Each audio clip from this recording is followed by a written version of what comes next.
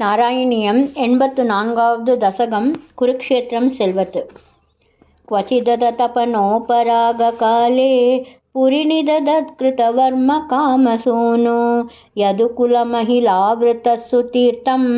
समुपकदोषि समन्तपञ्चकाख्यं बहुतरजनताहिताय तत्र त्वमपि पुनन्विनिमज्य तीर्थतोऽयं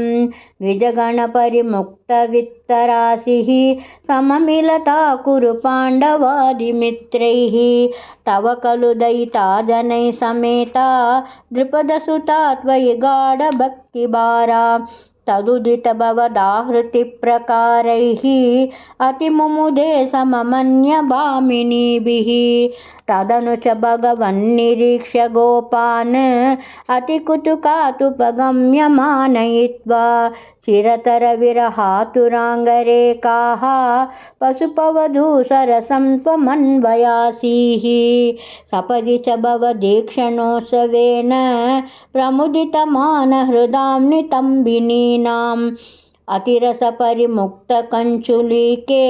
परिचितहृद्यतरे कुचेन लैषीः रिपुजनकलहै पुनः पुनर्मे समुपकदैर्यति विलम्बनाभूत् इति कृतपरिरम्भणे त्वयि द्राक् अतिविवसा खलु राधिका निलील्ये अपगतविरहव्यतास्तदाता रहसि विधाय ददात तत्त्वबोधम् परमसुखचिदात्मकोऽहमात्मेत् उदयतु वः स्फुटमेव चेतसीति सुकरसपरिमिश्रितो वियोगः किमपि पुरा भवदुद्धवोपदेशैः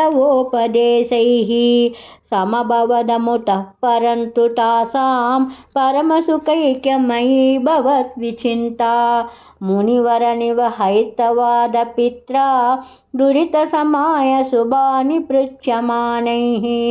त्वयि सति किमिदं शुभान्तरैति उरुहसितैरपि याजितस्तदासौ सुमहति यजने वितायमाने प्रमुदितमित्रजने सहैव गोपाः यदुजनमहिताश्रिमासमात्रं भवदनुषङ्गरसं पुरेव बेजुः व्यपगमसमये समेत्य राधां दृढमुपगूह्य निरीक्ष्य वीतकेदां प्रमुदितहृदयः पुरं प्रयातः पवनपुरेश्वर पाहि मां गदेभ्यः